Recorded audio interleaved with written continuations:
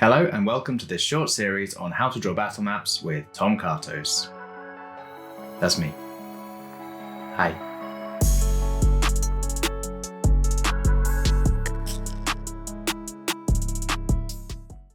In this video, we're going to be making some assets for our tavern battle maps and then going through and furnishing them room by room.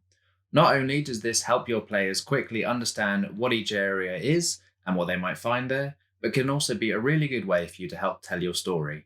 Don't forget, if you want to follow along, have a closer look at my PSD files, or get some art assets for creating your own battle maps, everything I use in this series can be downloaded from the link in the description below. I also have plenty more assets and textures on my Patreon site. Go over there and check it out now. There's more than 8,000 different props and assets for furnishing your battle maps, and I add more every month. My method for creating assets is very similar to the process we followed when making our stairs for the tavern battle maps. I start out with basic shapes using textures and layer masks, and then I apply definition with shadow and highlight layers. For simpler shapes like tables, we can just jump right in and start creating, but for more complex shapes, it can help to have a sketch first, and using reference is always recommended. For this demonstration series, we're going to be creating some tables, benches, and chairs for our tavern floor, and then also a bar counter so our tavern keep has something to hide behind when the inevitable bar brawl breaks out. So let's jump in and start making some assets for our battle map. Now you can make the assets just straight on the map itself, set up some new folders, but I find it easier to set up a new canvas for them and then copy and paste them over. So I'm going to create a new canvas. I'm going to go for about 8 by 8 inches. That should be big enough. And then I'm just going to drop in our grid. So I've got a reference for sizing as I'm drawing this stuff. I have a reference image already that I'm going to pull across. This is a set of, I believe it's a 3D render of some medieval looking tavern chairs and a table that I'm going to use as inspiration for the design for my own set of props. I'm going to set up a new folder group because, as you know, I like to be organized with my layers. And we'll call this one tables because that's what we're going to start with. So first up, I'm going to use my marquee tool and I'm just going to create a simple circle shape. Now you can see rather than the rectangular marquee tool, I have the elliptical marquee tool selected. I've switched on our background grid to help me snap to place. And by clicking in the middle of one of these grid squares on the grid and then holding Option or Alt and Shift, it's going to allow me to create a circle that is a perfect circle rather than a skewed ellipse from the center out. And I'm just going to make it the full 1 inch by 1 inch. Now that we have that selection created, I can go and choose my pattern. So I'm going to have a look through my pattern library and I'm going to make this a wooden table. And I'm just going to have a look through. So almost all of these are textures that I've downloaded from textures.com. I've got quite a variety of different looking textures around a similar theme. So I can really play around with the kind of look that I want. And then using adjustment layers, I can also edit that as I need. So I think I'm going to go with this kind of rough looking wood texture. That seems to work pretty well. It's quite similar to our reference image. Now that I have that in place, I'm going to go over to our pattern layer. I'm going to name it, call it tabletop, and I'm going to apply a stroke to it. With my assets, I tend to apply the stroke as a 2 pixel stroke to the layer, and then I also apply a 2 pixel stroke to the folder group. What this means is that if I have multiple layers inside the group, then it will give me a thicker outline around the silhouette edge of the asset, which is just a look that I like. You'll see that more when we come to creating the chairs in a little bit. So I already have some nice texture on this tabletop, but I think I want to add a little bit more. I'm going to scale down the texture. Let's try 50%. Yeah, that looks good. And I'm also going to rotate it just because I like to work left to right. It's a little bit easier for me to draw. And then on top of that, I'm going to do very similar to what we did with the stairs. I'm going to apply some shadow and highlight layers just to give a little bit more definition as though this is built up of planks. I'm making this layer a clipping mask, which we'll be using a lot for our assets. And I'm going to make this the lines layer. I'm going to get my painting brush. I'm going to select a color by holding Alt or Option or going to the eyedropper tool in my Tools panel, and then just clicking somewhere on the texture. And you can see this gives me the color that I picked. Now I'm going to go a bit darker with it.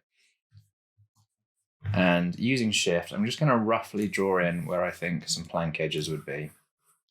I'm not necessarily going to make them all the same size because this is just a tavern table, so it would be quite roughly made with whatever wood they had lying around. I think I'll move this one up slightly. So they're close to even. Then I'm going to create a new clipping mask layer underneath the lines layer, set it to multiply. And we're going to do exactly what we did with the stairs. I'm going to color pick again, but this time go a bit lighter and desaturated. And on the bottom edge, I'm just going to add some extra shadow. I don't want this to be quite as dark as the lines because that's the gap in between the planks. So we'll just tone it down a little.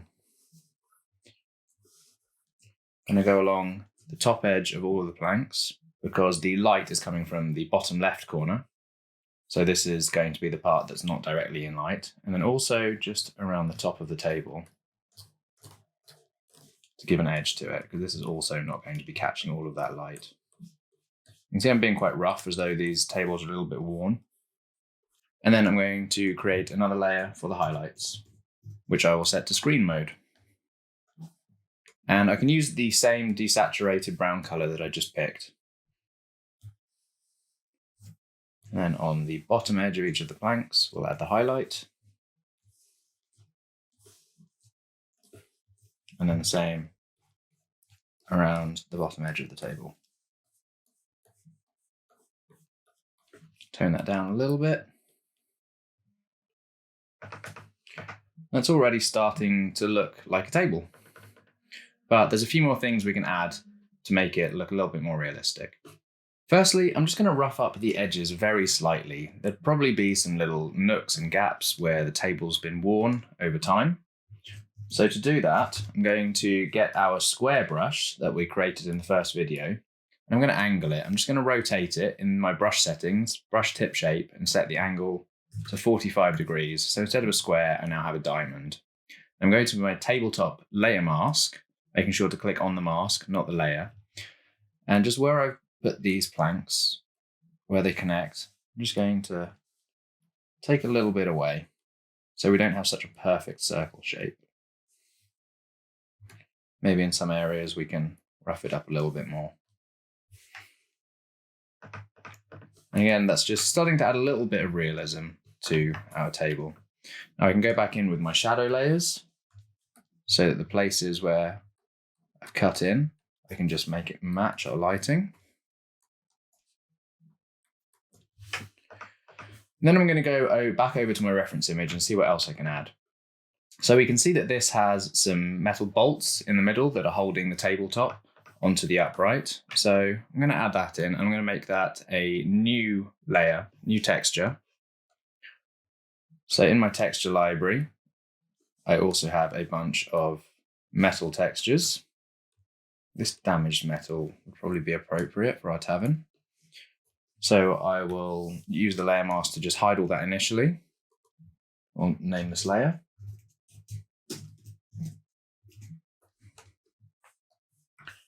And I'm going to use my square brush. It's back the way it was before.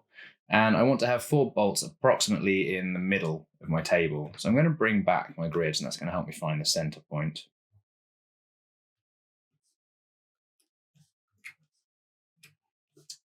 Something like that. And then we will also apply a stroke to this. So we just need to tidy up the edge of that slightly. I think I'll just slide these around so I'm happy with their positioning.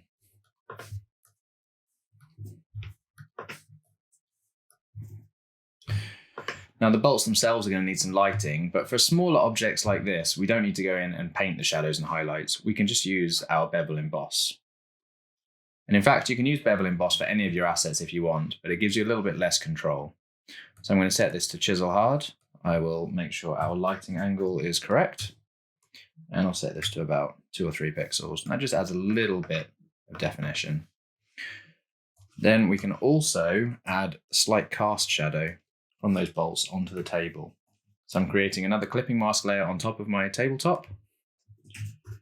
setting it to multiply and using our usual shadow color, desaturated purple, and the airbrush. Just give a little drop shadow from those bolts.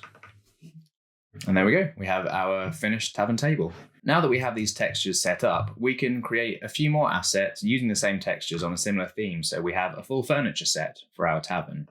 So as well as the round tables for the main tavern floor, I want to have some shorter bench tables and then one longer dining table to go in our back room. So I'm going to go back to my tabletop layer mask. And again, using my grid, I'm just going to select a small area. This will be for our bench tables, and then a larger area that will be for our big dining table. I will get my paint bucket tool and fill those with white, and then just apply the exact same process that we just went through. So I'll speed that up and you can watch along.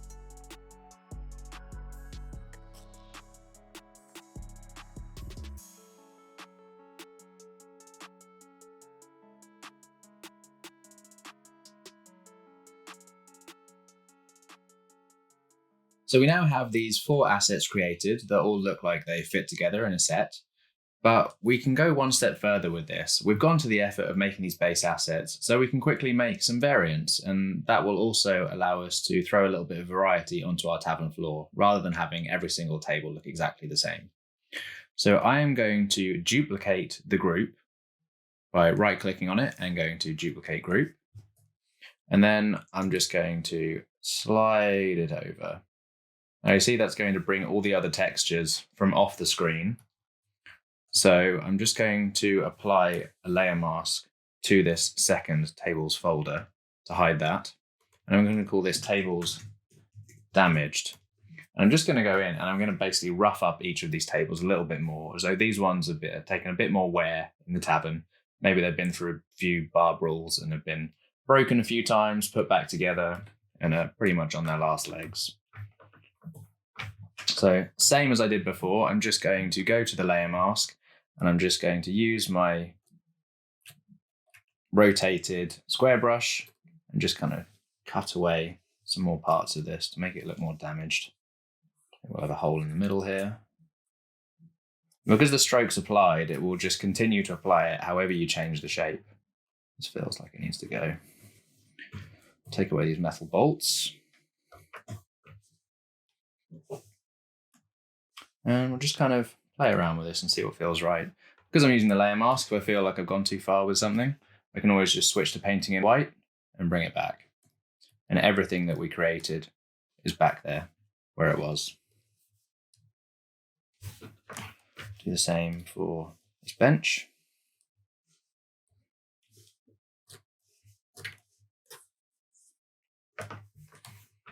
For the round table.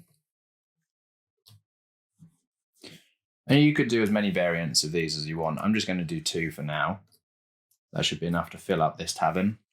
But you could also go and change the materials now that you've got the table set up. So have a few with different types of wood, different types of metal. You could add in extra details to them. It's really just about making the most of your workflow and taking advantage of the fact that we are working non-destructively with our layers.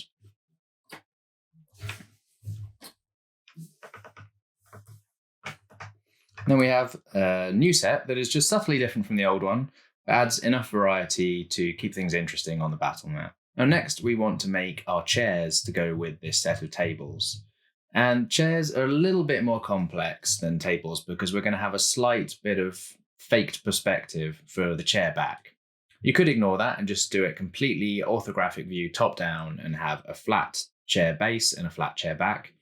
But I think it looks a little bit nicer just to add that slight perspective, and it makes it a bit easier to read on the map what it is. So we're going to look at a couple of ways to help you get that perspective into your assets. Next, we're going to draw our chair. And here I'm going to show you a couple of tricks I use to help me when I'm drawing some top-down faked perspective. So I'm just going to create a new group for my chairs. And I'm going to switch my reference back on so I can just get an idea of what these chair backs in particular are going to look like. So the first way you can do this is to give yourself a quick sketch of what the back of the chair would look like if it was laying down or if you're looking at it front on. So with these, it's something a little bit like this. We've got two uprights. And then near the top, we've got two horizontal bars providing support. And that's really all it is. So then now that I've got that drawn, I'm going to hit Command T or Control T to get my transform tools. I'm going to right click and I'm going to use this perspective transform tool. And by holding Shift and pulling on either the top or the bottom corners, this will start to skew your drawing and give it some fake perspective. Now this is obviously a little bit too much, so we're just going to play around with this, jumping back and forth between free transform to shrink it up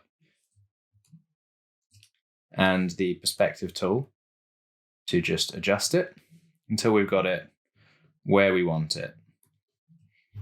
Now your average chair is about 1 foot to 1.5 foot wide, so we're going to go with that. This might be a little bit small if you're going for hero scale size battle maps, but I tend to scale my assets to more like real world sizes. And I think something like this should do. Let's just add a little bit more perspective skew to that by bringing in the lower area.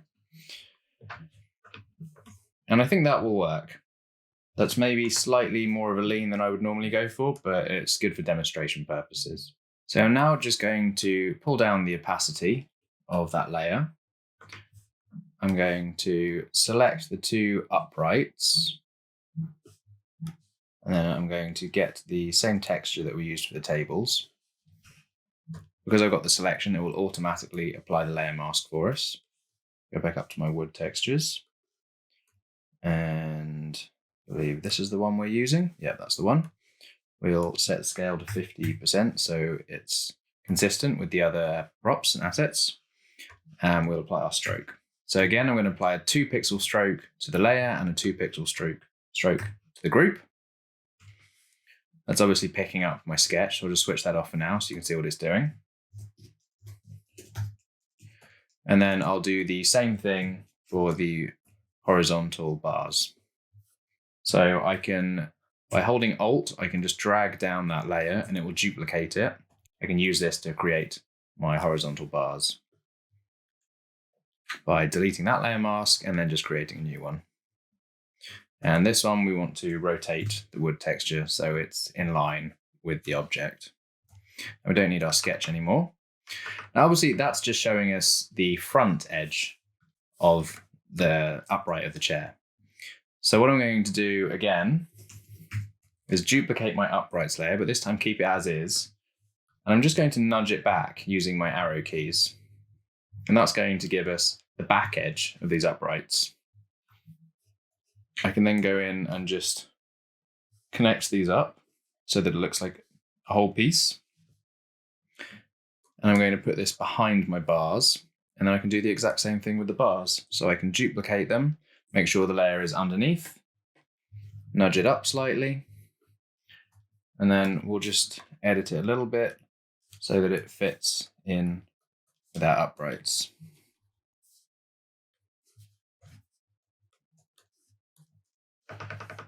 And then we have the back of the chair in perspective. So I'll just very quickly do the base of the chair as well, but that's just going to be simple rectangle. We'll start at the back edge of our uprights, something like that. And then maybe I'll just angle in the corners slightly. So now I'm going to go and apply all of the same tricks that we did before, adding in the highlights and the shadow, and I will also add a bit of shadow where the different parts of the chair are overlapping one another.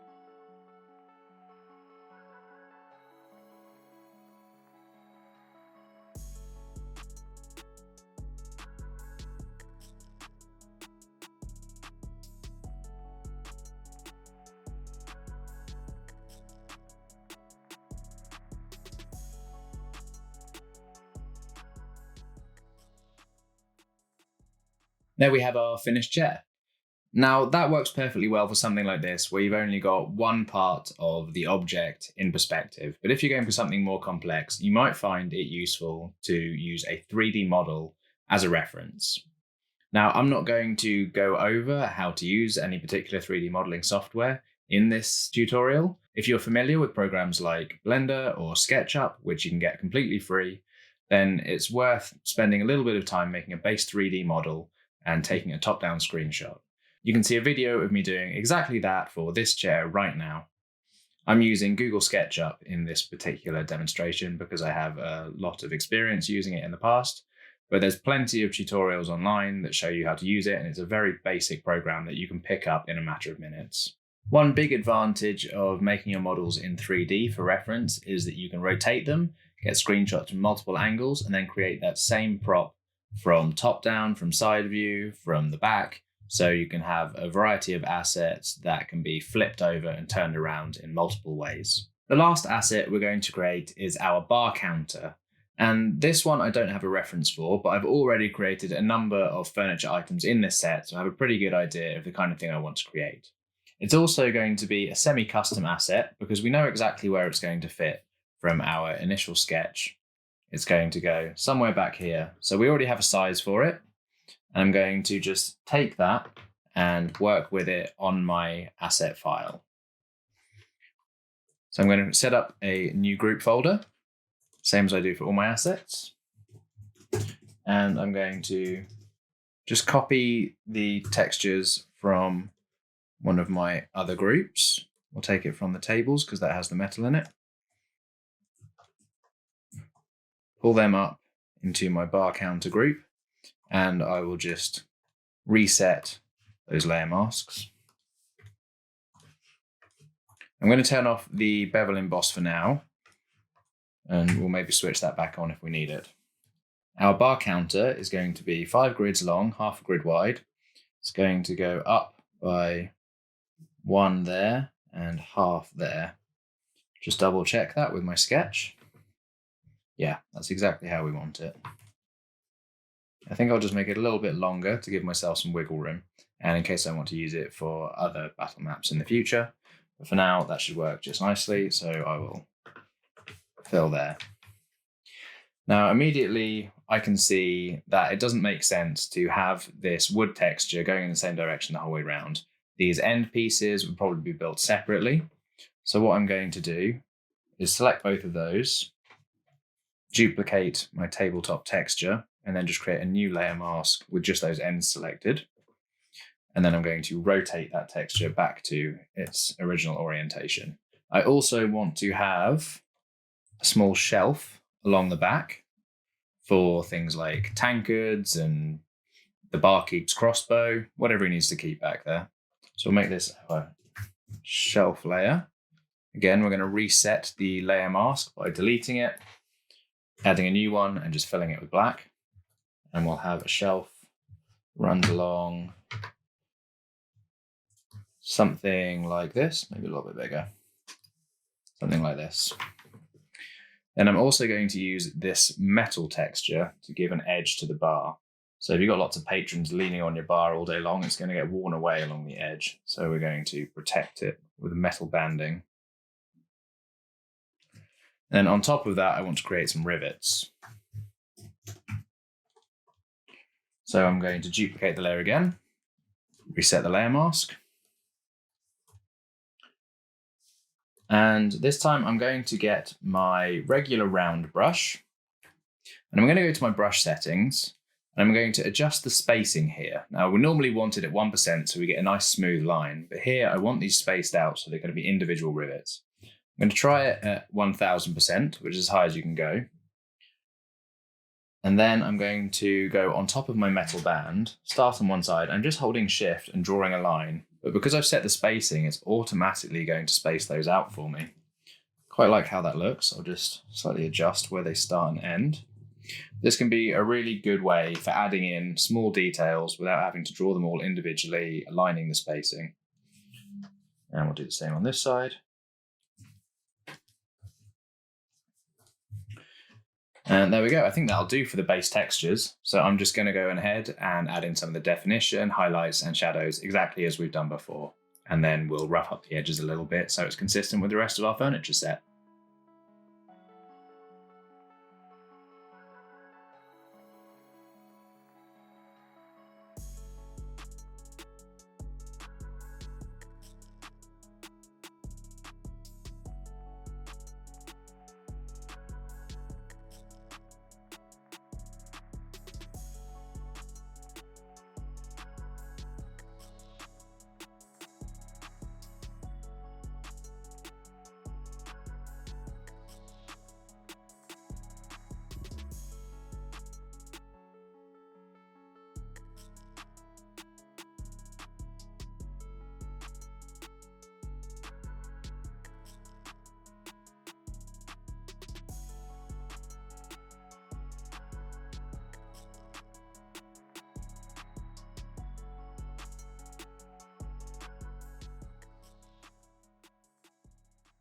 So there we have our finished set of assets.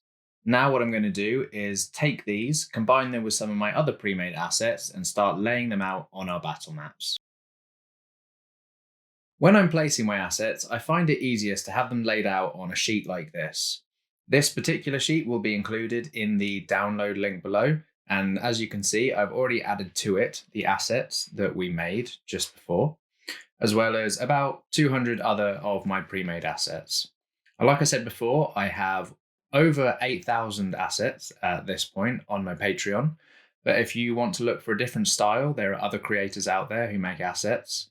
You could look at Forgotten Adventures, 2 Minute Tabletop, and Kaora, 3 other creators who I would definitely recommend checking out. So once you have your assets ready, whether you're getting them from another creator or making them yourself, we just need to do a little bit of setup on our battle map before we start dropping them in. Now I have an assets folder group you can see in the layer panel on the right hand side here, just above my stairs. But because this is the topmost group, anything I place in there is going to be above all my other layers. And what I actually want is for my assets to nestle into the walls and not overlap them. So I'm going to create a layer mask for my asset group from my walls. This is exactly what we did with the stairs before. I'm going to open up my walls folder. I'm going to hold Command or Control and Shift. And I'm going to click on every layer mask in the folder, starting with the ones that have an 8-point stroke. And then I'm going to expand that again by 7 pixels. And then invert the selection and apply that as a layer mask. So if I just hold Alt or Option and click on that, you can see what it's done. So everything in black is the spaces where the assets won't show up. Now I need to do the same thing for the lower walls, the fences and the sills. So we'll add them in. Exactly the same. This time I'm clicking on the layer masks for the lower areas. And this time we will expand our selection by 5. Now we don't want to invert it this time because we already have the initial layer mask set up. So I'm going to go back to it by holding Option and clicking on it. And I'm just going to use my paintbrush and go around and fill in all of these areas in black. making sure I've got all of the selected areas. So now that we have that set up, I have a few subfolders in my asset group. How you choose to arrange this is entirely up to you, but I find this works really well for most maps.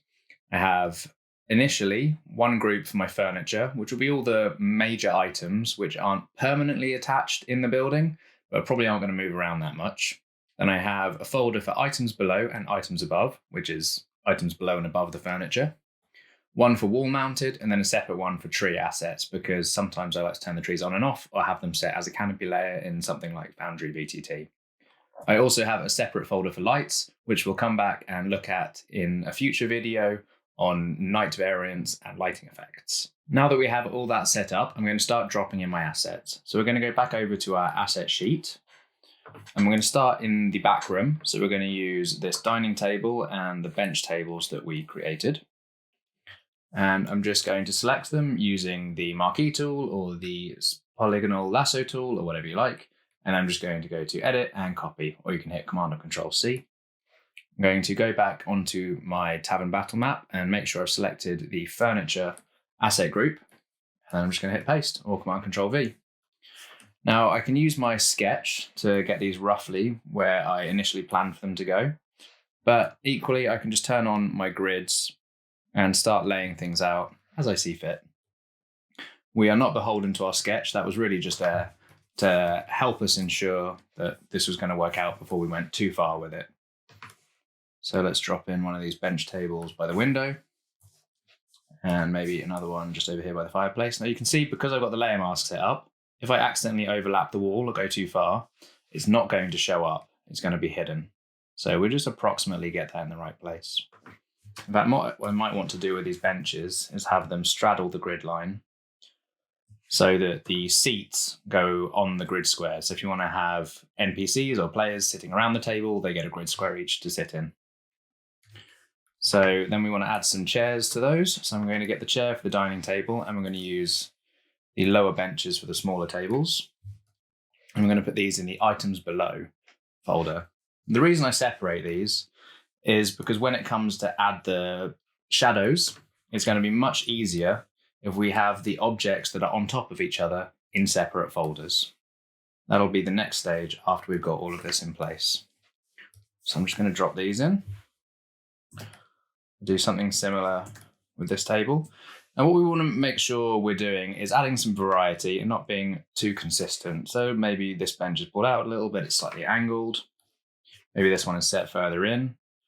Just by doing this, it will mean that even though we're using the same assets in other places, they won't look too repetitive. I'll do the same with the chairs around this dining table. Just each one slightly adjusting it so it doesn't look exactly the same as the others. I think we'll go for 6 chairs around this table, although it could fit more. This will work better with the grid spacing.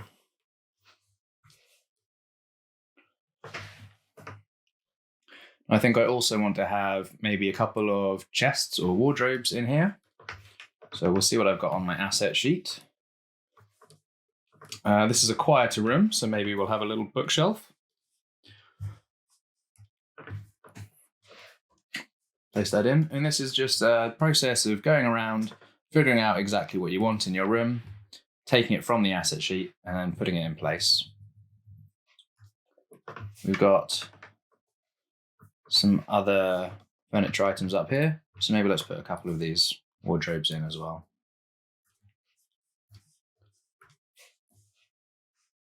Place them next to each other.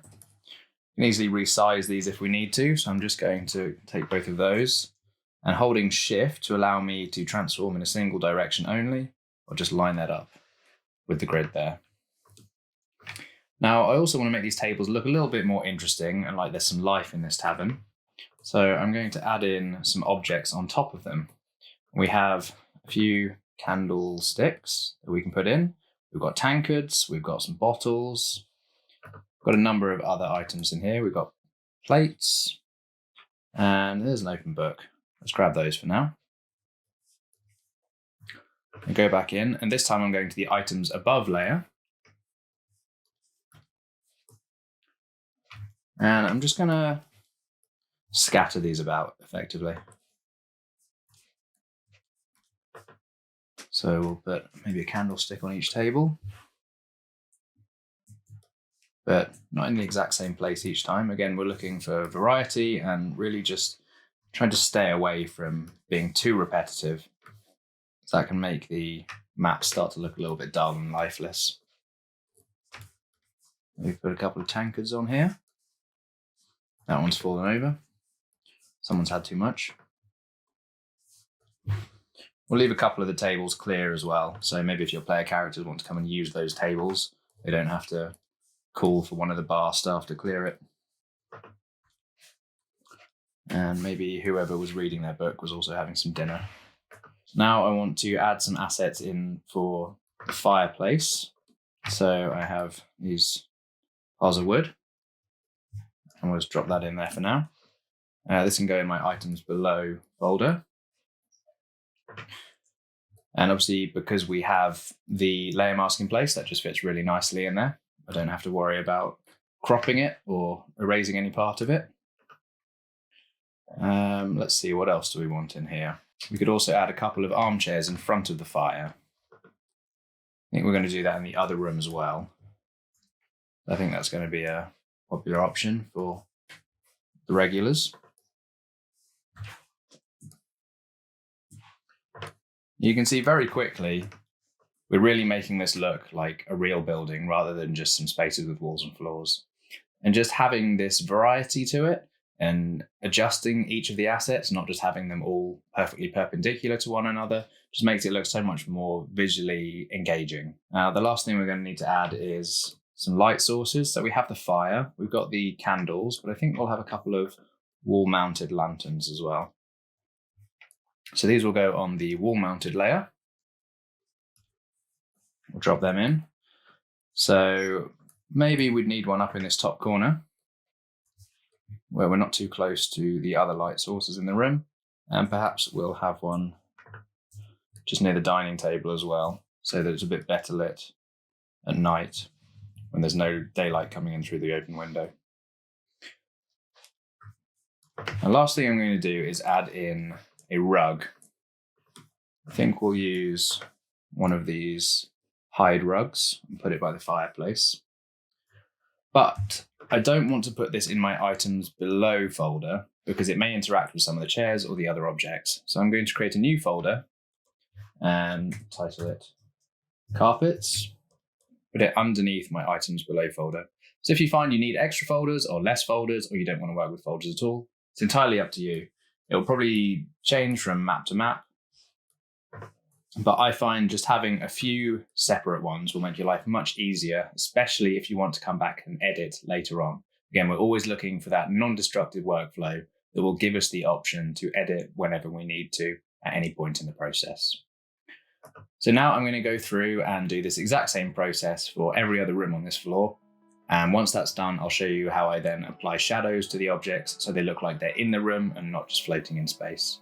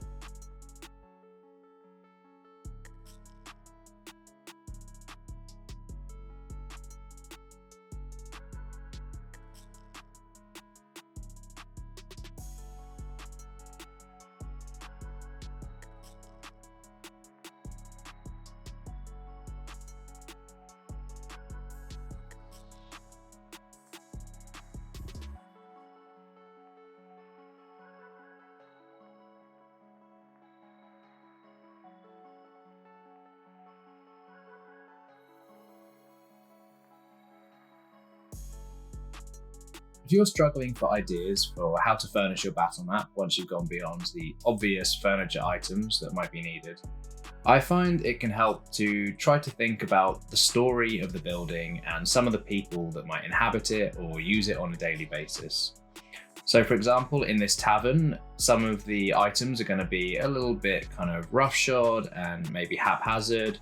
things aren't going to be neatly put in place because you're going to have a whole lot of regulars coming through, new people coming through, adventurers, bandits. So I've tried to reflect that in the way that I've placed my furniture and assets.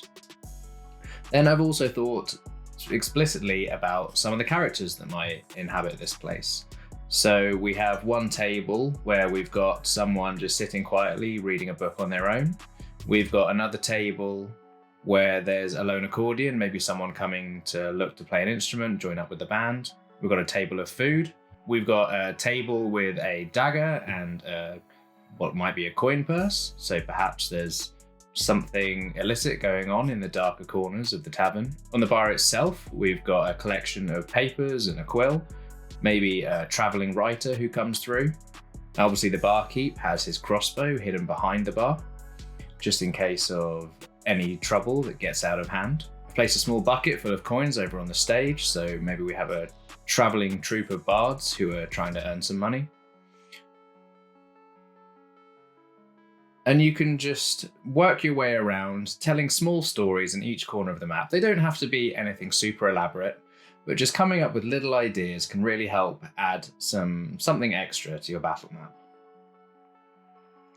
Another thing to think about is how the building is going to be used and what the day-to-day activities are going to be. So, for example, we have fireplaces. That means we're going to need firewood. Where is that firewood stored? How is it collected? Is it chopped on site? So maybe you need a chopping block and an axe. Is it maybe brought in from somewhere else? So you need a cart to bring it in. Where is it kept in the building? Does it need to be under shelter? Is it next to the fireplace? Is it hidden back in the storage room? And we can also consider the use of the building. So here we're serving food, but this is a roadside tavern. So they're not going to be able to get regular deliveries of certain things. So maybe they have a small garden for growing salads and herbs and spices. These are the small details that can really help add immersion to your battle map and also help you tell your story. And that's really always what we're coming back to. Battle maps tend to be used for encounters and battles and mechanical purposes in TTRPGs. But the most important aspect of anything in your game is going to be about progressing the story, helping to tell the story, and immersing your players in that story. And the battle map is just one part of that.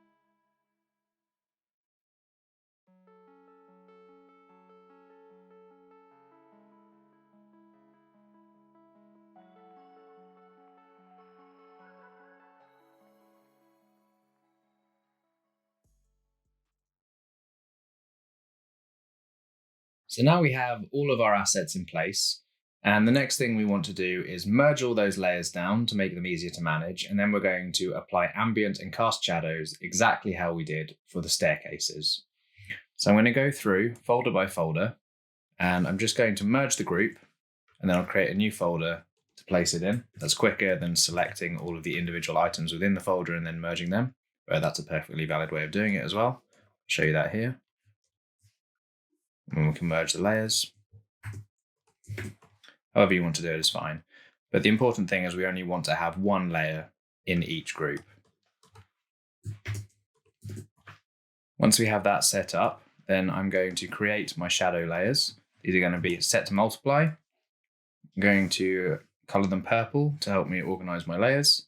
And then I'm going to title one ambient and one cast. This is exactly what we did for the stairs. And then I'm just going to copy those into each folder by holding Alt or Option and dragging them, so I don't have to recreate them for each one. Then we're going to put the cast under the asset layer, and the ambient is going to be a clipping layer on it. Same for all of the folders, however many you have. And this is why it's important to separate your assets into different layers. Otherwise, you wouldn't be able to have cast shadows onto objects underneath, and it becomes much more tricky and fiddly to try and put those shadows in the right place if everything's on one layer. So now I'm going to go through room by room again, but this is going to be a much quicker process than actually placing the assets. So we'll start in the back room here, and I'm going to go to my furniture ambient layer.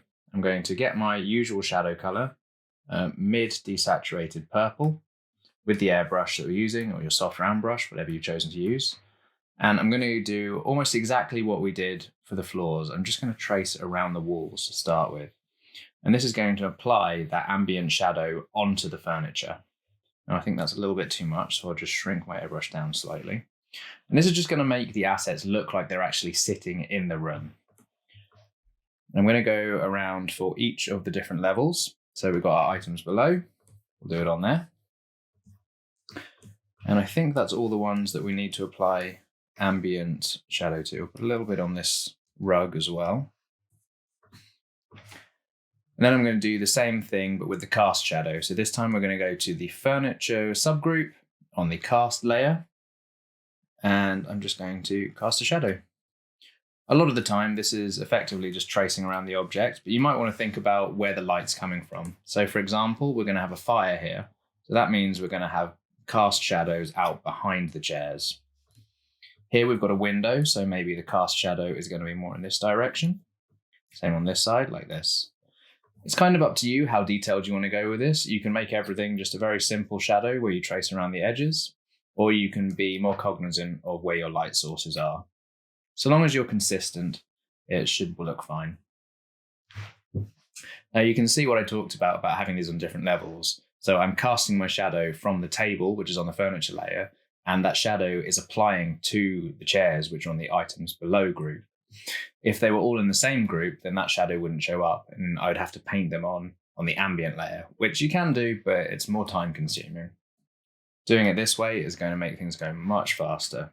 So I'm just going to quickly zip around, add in the rest of the shadows here. I'll do the same thing with the chairs, where I'm just considering where the nearest light source is. And then finally, we need to go to our items above layer and do the exact same thing. So we don't have too many items near the walls, but we are going to need them all to cast a shadow. And really, the most important thing to think about is everything in your map has shadows cast onto it and cast shadows onto other items. Just keeping this in mind when you're working on any of the layers, whether it's the walls, the floors, the assets, or any other part of the battle map, is really going to help you add that depth and sell the idea that this is all one space. And just having that level of read and legibility is going to add so much to the immersion and verisimilitude of your world. If something just looks out of place, it's going to affect the players and it's going to maybe pull them out of the game. Whereas if everything just kind of neatly fits in, then you can just focus on playing the game and telling the story. So that's that room finished. That took me a couple of minutes at most. I'm now going to go around and do the rest of the map.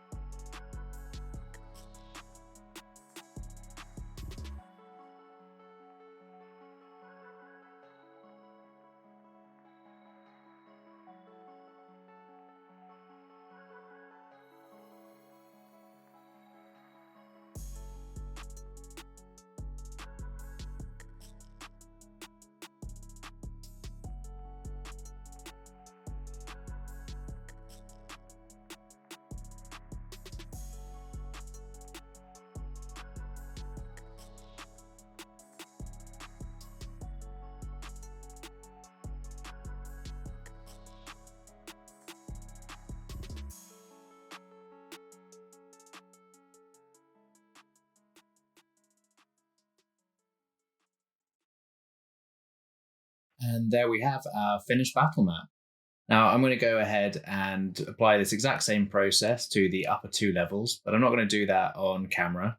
What I will do is flash them up here so you can see what we started with, the unfurnished version, and then what we finished with once we got all the props and assets in there. Now there is still another level that we can take these battle maps to, and that's what we're going to look at in the next video. Sometimes you may want to reuse a battle map at a different time. Perhaps your adventurers choose to come back at night to infiltrate in the dark, and you need a night version of the map. Maybe they visit a place during the summer, go away adventuring for 6 months, come back, and suddenly it's the winter time and they want to visit the same location. So in the next video, we're going to be talking about creating variants, and specifically night variants, lighting effects, and adding a wintry effect to your map. Don't forget, you can get all of the PSD files as well as the related texture files and assets that are used in these battle maps from the download in the link below. That way you can look over everything I've done in your own time. It'll probably help you better understand the process. And you can also make some edits to the maps if you want. Have a little play around with all the textures that are in there, maybe move the assets around, really make it your own. That's the end of this video. Thanks so much for watching.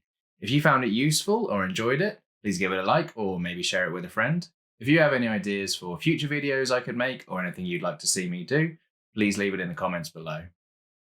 If you want to skip making the maps yourself and get instant access to literally hundreds of pre-made maps, check out my Patreon. We also have map assets, creature and character tokens, 5e adventures, Foundry VTC ready modules, and tons more, including plenty of free content. Go over to patreon.com/tomcartos to check out what we have. I also stream my map making for patrons in my Discord server, so feel free to drop in, ask me some questions, watch me work, and just hang out. All the links are in the description below. Thanks again for watching, and I'll see you next time.